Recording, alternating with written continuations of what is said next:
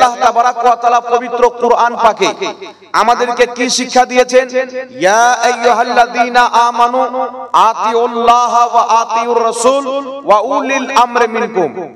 আজ বর্তমান জামানাতে কিছু লোক বেরিয়েছে, তিনারা বলতে চায় যে শুধু কুরআন আর সহিহ হাদিস, শুধু কুরআন আর সহিহ হাদিস। যদি কোনো ব্যক্তি বলে আমি কুরআন আর সহিহ হাদিস ব্যতীত কিছু মানি না, ওই ব্যক্তি কোনোদিন মুসলমান হতে পারে না। না ও কুরআনকে মানে, না ও হাদিসকে মানে। আমি যদি বলি আমি আমার বাবার খুব সম্মান করি, আমার বাবার খিদমত করি, কিন্তু আমার বাবা যখন অসুস্থ হয়ে যায় আমি বাড়ি থেকে পালিয়ে যাই, ওষুধ কিনলে টাকা লাগবে, দিতে পারবো না, তাহলে বাপের সম্মান করা হলো? বাপের খিদমত করা হলো? হলো না। অনুরূপ ভাবে কোন ব্যক্তি যদি বলে আমি আল্লাহর কুরআনকে মানি, কিন্তু কুরআন যদি বলে তুমি উমুকের কথা মানো, তুমি উমুকের আদেশ মানো, তার আদেশকে যদি না মানে আল্লাহর কুরআনকে মানা হলো না, তার দাবি মিথ্যা বলে গণ্য করা হলো। তো কুরআন মানে আল্লাহর বাণী আর হাদিস মানে রাসূলুল্লাহর বাণী, এটাই তো আমরা জানি। তো আল্লাহ যদি বলে যে আমার কোন বান্দার কথাকে মানো, নবী ব্যতীত অন্য কোন বান্দার কথা, নবীর উম্মতের কথা, কোন ওলির কথা, কোন ফকির কথা আল্লাহ যদি মানতে বলে, তাহলে সেটাকে যারা মানবে তারাই অরিজিনালে কুরআন মানলো, যারা মানবে না তারা কুরআন মানলো না। তো আল্লাহ বলছেন আমার হুকুম মানো, ওয়াতিউর রাসূল, এবং আমার রাসূলের হুকুম মানো। তো কুরআন আর হাদিস যে মানবো এতে করে কোনো মতভেদ নাই। তারপরে আল্লাহ বলছেন ওয়া উলিল আমরি মিনকুম, হুকুম দাতাদের আদেশ মানো। হুকুম দাতা উলিল আমর, এই উলিল আমর কে? এই উলিল আমর থেকে আল্লাহ কাকে বুঝিয়েছেন? জগৎ বিখ্যাত তাফসীরের কিতাব তাফসীরে ইবনে আব্বাস, এটা কোন মৌলবীর লেখা তাফসীর নয়, এটা হচ্ছে সাহাবার লেখা তাফসীর। নবী মুস্তাফার আপন চাচা হযরতে আব্বাস রাদিয়াল্লাহু তাআলা আনহুর ছেলে হযরতে আব্দুল্লাহ এই কোরআনে মুকাদ্দাসের তাফসীর লিখেছেন, জিনার ব্যাপারে আমার নবী দোয়া করেছিলেন, আল্লাহ তুমি আব্দুল্লাহ ইবনে আব্বাসকে কোরআন পাকের আলিম বানিয়ে দাও। জোরে বল সুবহানাল্লাহ। তো আমার নবী জিনার ব্যাপারে দোয়া করবেন যে তিনাকে কোরআন পাকের আলিম বানিয়ে দেন। আল্লাহ বানাবেন কি বানাবে না? নবীর দোয়া কবুল হবে কি হবে না? একটু জোরে বলতে হবে। আমাদের ইমাম নবীর দোয়া কারেন্টের চাইতেও বেশি তাড়াতাড়ি কবুল হয়ে যায়। নবীর মুখ দিয়ে বের হতে দেরি হতে পারে, কিন্তু আল্লাহর কবুল হতে দেরি হয় না। হযরতে আব্দুল্লাহ ইবনে আব্বাস কি বলছেন? উলিল আমরি মিনকুম ইয়ানি উলামা ওয়াল ফুকাহা। উলিল আমরি মিনকুম, হুকুমদাতাদের আদেশ মানো, এর অর্থ হচ্ছে হক্কানি আলিম, হক্কানি ফকিহ যেটা আদেশ করবে তোমরা সেটাকেও মানো। জোরে বলুন সুবহানাল্লাহ। একটি হাদিসের কিতাব রয়েছেন হাকিম আল মুস্তাদরাক আলা সাহিহাইন, সেই কিতাবের মধ্যে হাদিস ইমাম হাকিম উল্লেখ করে বলছেন হাদা হাদিসুন সহিহুল ইসনাদ, হাদিসটির সনদ সহিহ। বিশ্ববিখ্যাত সাহাবী হযরতে জাবির রাদিয়াল্লাহু তাআলা আনহু বলছেন উলিল আমরি মিনকুম, এর অর্থ হচ্ছে হক্কানি আলিম এবং হক্কানি ফকিহ। যদি কোনো হক্কানি আলিম কোনো ফয়সালা দিয়ে দেয়, হক্কানি ফকিহ যদি কোনো ফয়সালা দেয়, সেই ফয়সালাও তোমাদেরকে মানতে হবে। এই আদেশ আমার মতন মৌলবীর নয়, এই আদেশ হচ্ছে স্বয়ং আল্লাহর। জোরে বলুন সুবহানাল্লাহ। তাহলে কি বোঝা গেল? যদি কোনো ব্যক্তি বলে ইমামে আযম আবু হানিফা কি বলেছেন দেখার দরকার নাই, ইমাম শাফি কি বলেছেন দেখার দরকার নাই, আজকে তারা এই কথা বলে বাবা যারা কোরআন এবং হাদিসের মন গড়া ব্যাখ্যা করে। মনে যেটা আসলো আল্লাহ কোরআন পাকে বুঝিয়েছেন কিছু, সে নিজের ব্রেনে বুঝলো অন্য কিছু, সেটা মানুষকে বুঝাতে চায়। কিন্তু আমরা আহলে সুন্নাত ওয়াল জামাত হানাফি মাযহাব মান্যকারী মুসলমান, আমরা মাযহাব কেন মানি? একটি কথা মনে রাখবেন, কোরআন পাকের নিজস্ব মন গড়া তরজমা করা, অনুবাদ করা ইসলামে হারাম রয়েছে। কোরআন পাকের মন গড়া তাফসীর করা ইসলামে হারাম রয়েছে। যদি কোনো ব্যক্তি মন গড়া অনুবাদ করে, মন গড়া তাফসীর করে, তার কি হবে? আল্লাহ বলেছেন এই কোরআন পড়ে অনেক লোক হেদায়েত পাবে, এই কোরআন পড়ে অনেক লোক পথভ্রষ্ট হবে। আমরা হানাফি কেন? আমরা কোরআন বুঝেছি, উনার মতে বুঝেছি, জিনাকে আবু হানিফা বলা হয়। আমরা হাদিস উনার মতে বুঝেছি, জিনাকে আবু হানিফা বলা হয়। তো আমরা মন গড়া বুঝিনি, আমরা আবু হানিফার কাছে কোরআন এবং হাদিস বুঝেছি। ইমামে আজম আবু হানিফা নবীর সাহাবার কাছ থেকে বুঝেছে, আর সাহাবায়ে কেরাম স্বয়ং মুহাম্মদ রাসূলুল্লাহর কাছ থেকে বুঝেছে। তাহলে জিনার শিক্ষক সাহাবা, সাহাবার শিক্ষক মুহাম্মদ রাসূলুল্লাহ, তিনার করা ব্যাখ্যা কোনোদিন ভুল হতে পারে? আর জোরে বলতে হবে বাবা। আর আজকে দুই পাতা পড়নেওয়ালা মৌলবি, ইহুদির টাকা খানেওয়ালা মৌলবি, আমেরিকার ফান্ডিং লেনেওয়ালা মৌলবি বড় বড় ঘুমটা লাগিয়ে মানুষকে আজকে বলতে চায় পীর মানা হারাম, মাযহাব মানা হারাম, অমুক মানা শিরক। আর আমাদের সমাজের কিছু মূর্খ লোক আছে, এরা মনে করে হয়তো এটাই। কিন্তু আমাদেরকে বুঝতে হবে বাবা, রাসূল করিম বলেছেন ৭৩ ফিরকা হবে। এই যে ৭৩ ফিরকা, একটি জান্নাতি, জান্নাতি ফিরকা নবীর জামানা থেকে নিয়ে এখন পর্যন্ত আছেন। যেই ৭২ জাহান্নামী ফিরকা হবে, তারা এই এক জান্নাতি ফিরকা থেকে কেটে কেটে কেটে বের হবে। আজকে দেখেন না, বাবা হানাফি, বাবা আহলে সুন্নাত ওয়াল জামাত, বাবা পীর মাননেওয়ালা, বাবা পীরের মুরিদ, আর বাপের পরে ছেলে এসেছেন, ছেলে এসে বলছে পীর মানলে জাহান্নাম যেতে হবে, মানে বাপকে জাহান্নাম পাঠিয়ে দিল। তাহলে এরকম কুলঙ্গা সন্তান আমাদের হোক, এটা আমরা চাই? কোন মতে চাই না।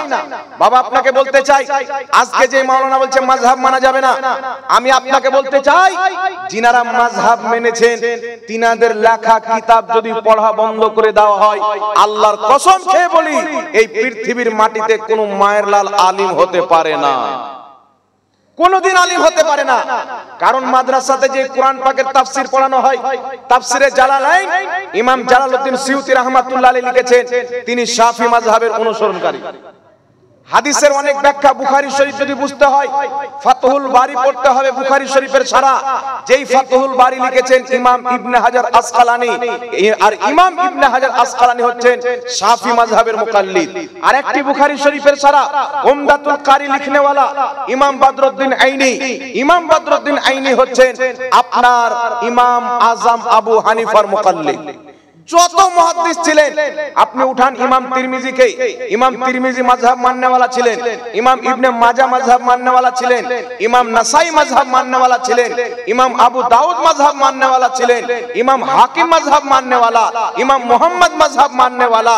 তো যত হাদিসের কিতাব লিখেছেন তার 100% এর মধ্যে 95% মুহাদ্দিস হচ্ছে মাযহাব মাননেওয়ালা মুহাদ্দিস। কথা বুঝে এসেছে বাবা?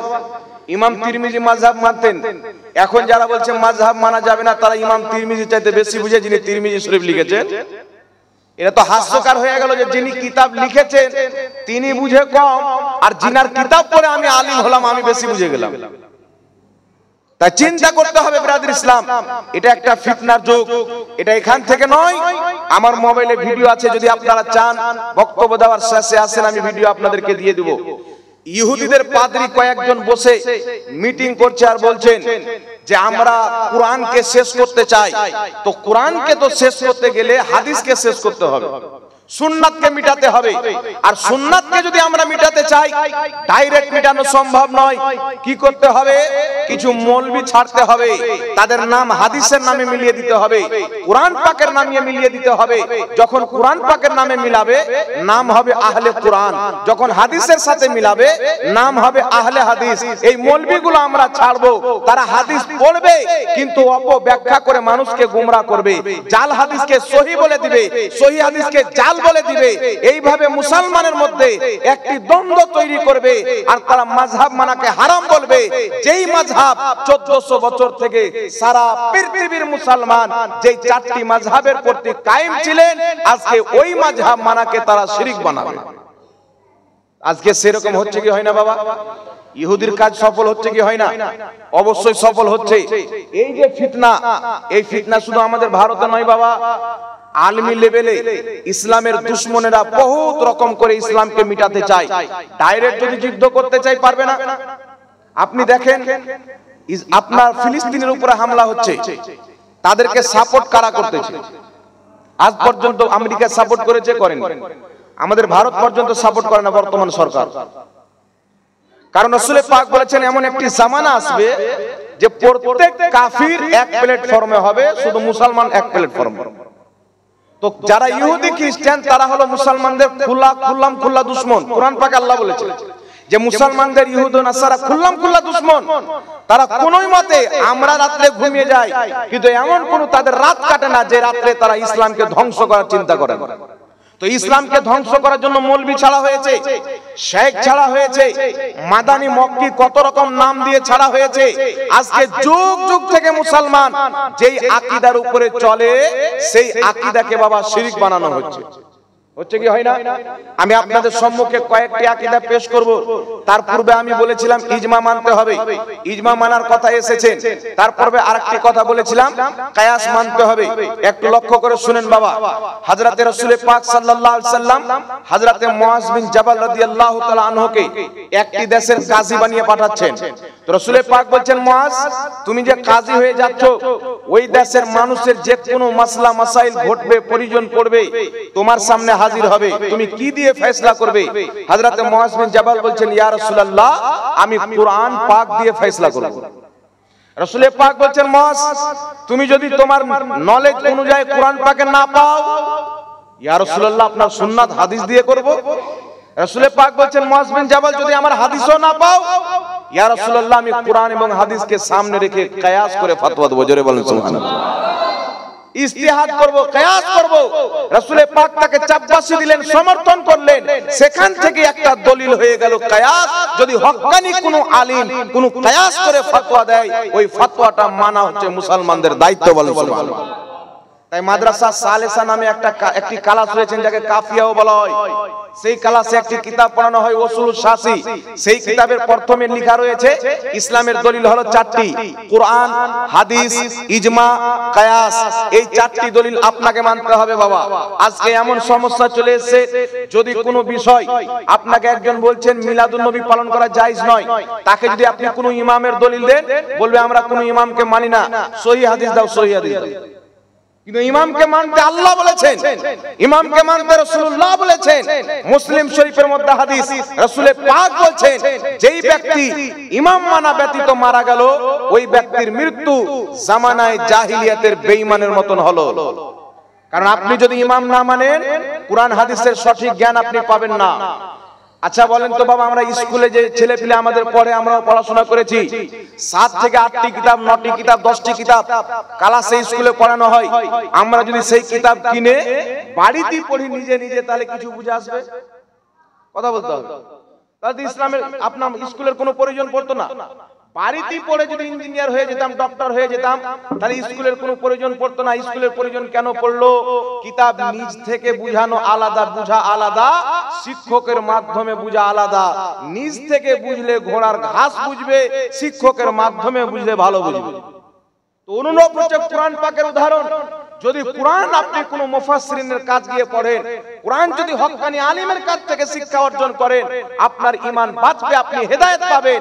আর কুরআন যদি আপনি নিজে নিজে অনুবাদ করে নিলেন, আপনার ঈমান কিন্তু বাবা ধ্বংস হয়ে যাবে।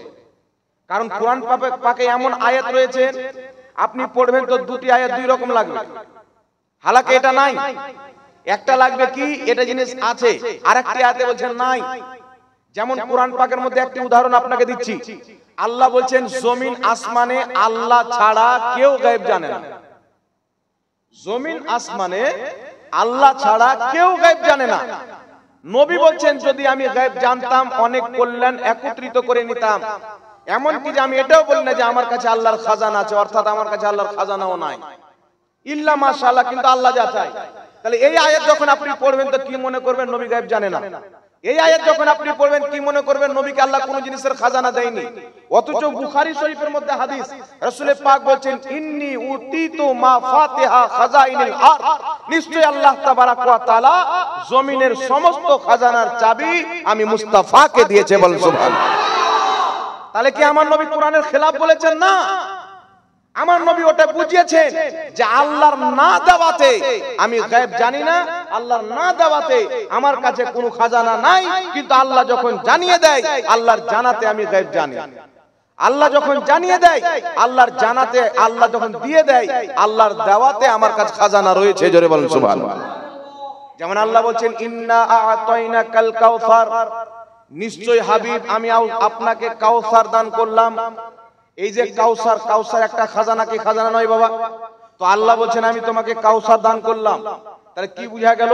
আল্লাহ নবীকে খাজানার চাবি দিয়েছেন, কাউসারেরও চাবি কাটি আল্লাহ নবী মুস্তাফাকে দিয়েছেন। তাহলে বুঝা গেল নবী মুস্তাফার কাজ আল্লাহ তাবারাক ওয়া তাআলার ধন ভান্ডার রয়েছে। জোরে বলেন সুবহানাল্লাহ। এখন আপনাকে আমি কয়েকটি আয়াত বলছি, অনেক আয়াত পাবেন আল্লাহ ছাড়া কেউ গায়েব জানে না। আপনি পবিত্র কোরআন খুলেন, সূরাতুল জিন আয়াত নাম্বার 26 এবং 27, আল্লাহ বলছেন আলিমুল গায়বি ফালা ইযহিরু আলা গায়বিহি আহাদান ইল্লা মান ইরতাদা মির রাসূল।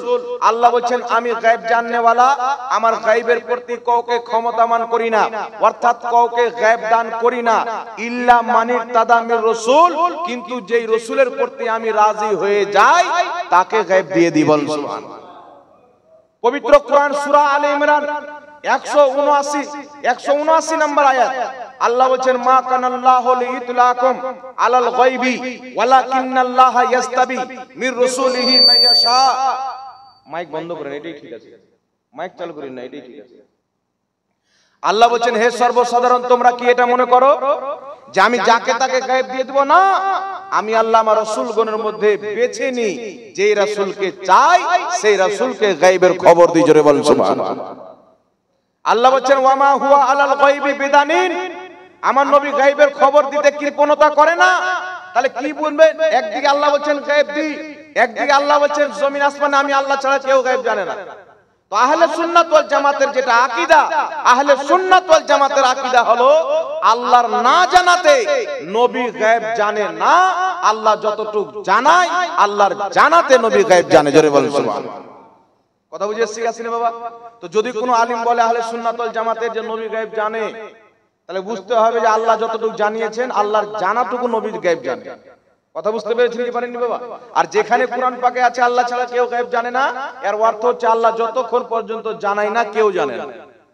যেমন কোরআন পাকের মধ্যে রয়েছেন আল্লাহ পাক বলছেন মায়ের গর্ভে ছেলে নামে আল্লাহ ছাড়া কেউ জানে না, বৃষ্টি কবে হবে আল্লাহ ছাড়া কেউ জানে না, কিয়ামত কবে হবে আল্লাহ ছাড়া কেউ জানে না, কে কোথায় মারা যাবে আল্লাহ ছাড়া কেউ জানে না, গায়েবের খবর আল্লাহ ছাড়া কেউ জানে না। তো কে কোথায় মারা যাবে আল্লাহ ছাড়া কেউ জানে না, কিন্তু আল্লাহ যদি কাউকে জানিয়ে দেয়, জোরে বলেন, আল্লাহ জানাতে পারে কি পারে না? তো আল্লাহ যখন জানিয়ে দিবে তো আল্লাহর জানাতে জানবে কি জানবে না? একটা ডক্টরের কাছে গেলেন, এখন ডক্টর জেনে নেয় মায়ের পেটে ছেলে আছে না মেয়ে আছে, যদিও এটা নিষেধ করে দেওয়া হয়েছে, বলতে নিষেধ করা হয়েছে, আগে বলে দিত। একটা ডক্টর কি করে জানলো? তাহলে বুঝতে হবে যে আল্লাহ যখন যাকে জানিয়ে দেয়, আল্লাহ ছাড়া মায়ের পেটে ছেলে না মেয়ে কেউ জানে না, এর অর্থ হচ্ছে আল্লাহর না জানাতে কেউ জানে না, কিন্তু আল্লাহ যখন জানিয়ে দেয় আল্লাহর জানাতে বান্দা জানতে পারে। বলেন সুবহানাল্লাহ। যেমন আমার নবী সাল্লাল্লাহু আলাইহি সাল্লাম যুদ্ধের ময়দানে যাবেন, মুসলিম শরীফের হাদিস, বদরের যুদ্ধ সংগঠিত হবে কাল, আমার নবী আজকে ঘুরছেন, ডাক টেনে বলছেন হাজা মাসরাউ ফালানিন, এখানে অমুক মরবে, হাজা মাসরাউ ফালানিন এখানে অমুক মরবে, হাজা মাসরাউ ফালানিন এখানে অমুক মরবে। রাসূল করিম সাল্লাল্লাহু আলাইহি সাল্লাম যুদ্ধ কমপ্লিট হয়ে গেল, রাসূল পাকের সাহাবী বলছেন আল্লাহর কসম নবী মুস্তাফা যেখানে দাগ টেনে যার নাম উল্লেখ করেছিলেন সে সেখানেই মরে পড়েছিল, একচুয়ালি দ্বিগুণী ছিল না। তাহলে আমার নবী কে কোথায় মরবে জানতে পারলো কি পারলো না? তো কোথায় থেকে জানলো? আল্লাহর জানাতে জানলো। তো যেখানে হবে যে আল্লাহ ছাড়া এটা কেউ জানে না, এটা কেউ জানে না, আল্লাহ যতক্ষণ পর্যন্ত না জানায় কেউ জানতে পারে না। আল্লাহ যদি কিছু জানায় আল্লাহর জানাতে আল্লাহর নবী জানে। একটু জোরে বলতে হবে সুবহানাল্লাহ। কথা বুঝে এসেছি আসেনি বাবা? কিন্তু আর আপনাকে কি বলবে, কিছু লোক বেরিয়েছে তারা বলবে নবী গায়েব জানে না। আরে যে গায়েব জানে না ও নবী কি করে হবে? নবী হওয়ার জন্য তো গায়েব জানা শর্ত। একটি কিতাব পাওয়া যায়, এখানে যারা তালিবে ইলম আছেন, হুজুর বসে আছেন, জানেন মিসবাহুল লুগাত বলে একটি আরবি ডিকশনারি কিতাব রয়েছে। সেই লুগাতের কিতাবের মধ্যে লেখা আছে যে নবী শব্দের অর্থ কি। তো লেখা আছে যে নবী শব্দের অর্থ হলো আল্লাহ পাকের ইলহামে গায়েবের সংবাদদাতা।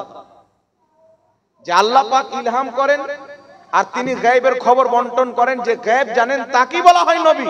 যে আল্লাহর দাওয়াতে গায়েব জানে, তাহলে সুন্নাত ওয়াল জামাতের আকীদা আল্লাহর দাওয়াতে আল্লাহ যতটুক জানিয়েছেন ততটুকের ইলম গায়েব আমার নবী জানে। জোরে বলেন সুবহানাল্লাহ। যেমন কিয়ামতের পূর্বে দাজ্জাল আসবে, এটা গায়েব কি গায়েব নয় বাবা? কিন্তু আমাদের নবীকে আল্লাহ জানিয়েছেন কি জানায়নি? ইয়াজুজ মাজুজ বের হবে, এটা গায়েব কি গায়েব নয়? আমার নবী আল্লাহকে জানিয়েছে, আল্লাহ নবীকে জানিয়েছেন কি জানায়নি? নবীকে আল্লাহ জানিয়েছেন, তবেই তো নবী জানতে পারলেন। আর আল্লাহর জানাতে যখন নবী জানলেন, এটা কিন্তু আমাদের জন্য গায়েব।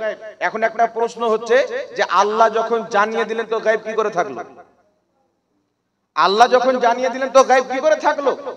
আমি যদি একটা জিনিস আপনাকে জানাই, বান্দার জানাতে সেটা গায়েব থাকে না, কিন্তু আল্লাহর জানানোর পরেও সেটা গায়েব থাকে।